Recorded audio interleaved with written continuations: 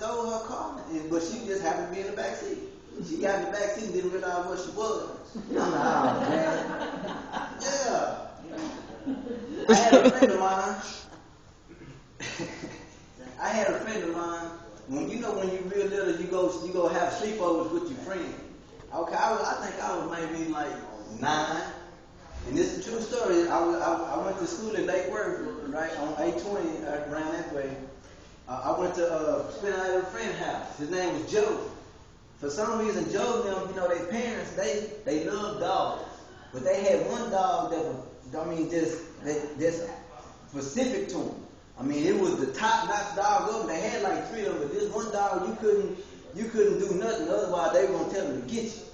So one day, we all over Joe's house, and mind me, it never did dawn on me, and I don't mean to say like bad language, but the dog's name was Danny.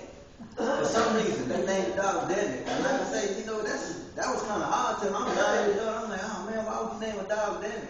Because every time the dog did something that they didn't like, come here, damn it. So I'm like, okay, I don't have no dog named Danny. Yeah.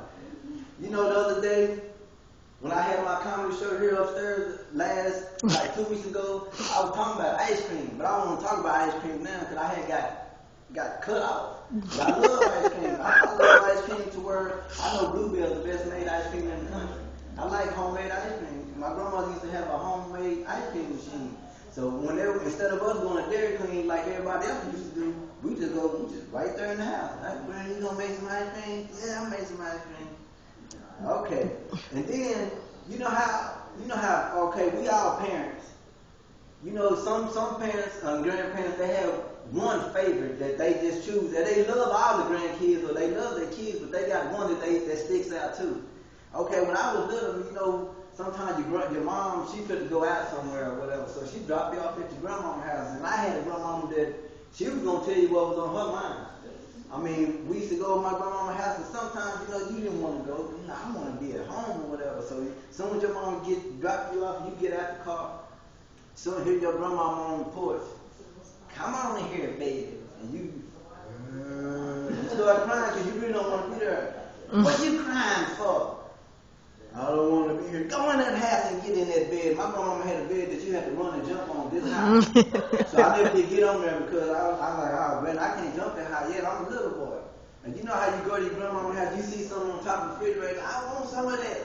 Guess what my grandmama used to love? She loved bananas. My grandmama loved bananas so much, she let her banana sit on top of the refrigerator like 4 months and then try to give it to somebody. Now, instead of you eating a banana, now you eating banana pudding. Yeah, it happened. I seen that banana up there one day. I said, man, can I have that banana? She said, yeah, go on and get it.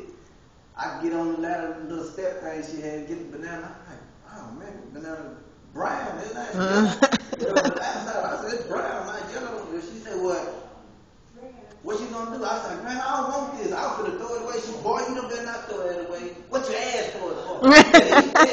I had to eat it. That was the first time I ever ate banana pudding. But it wasn't hot. Yeah. Do y'all know why the skeleton crossed the road? Anybody know why the skeleton crossed the road?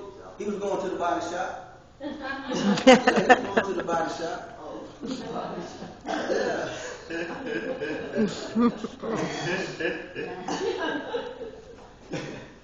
The other day,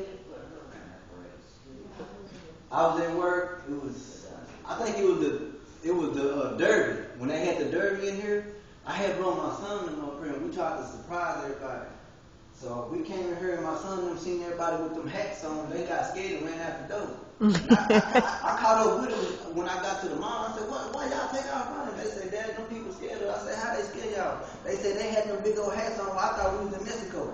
I said, oh man. I said, nah, they were just doing the Kentucky Derby thing. I said, everybody had their hats on and stuff. Yeah, I mess with my kids a lot. I told my kids one day, I said, man, look, y'all keep messing with me, I'm going to put y'all on eBay.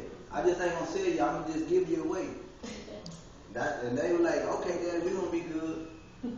Have you ever just got home from work and just been like a little tired?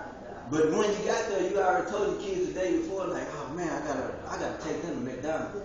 And all of a sudden, like I said, you get home, you tired, like, okay, boy, I take y'all to McDonald's in a minute, you know, let daddy get some rest and we'll go. But my kids, what they did, they had got on my nerves so much, they were like, Daddy, we gonna still go to McDonald's. They kept asking. I said, okay, everybody, let's get in the car. We all got in the car. I think I went by about 10 or 11 McDonald's before I stopped at one. My oldest son hugged me back and said, Daddy, we gonna be good.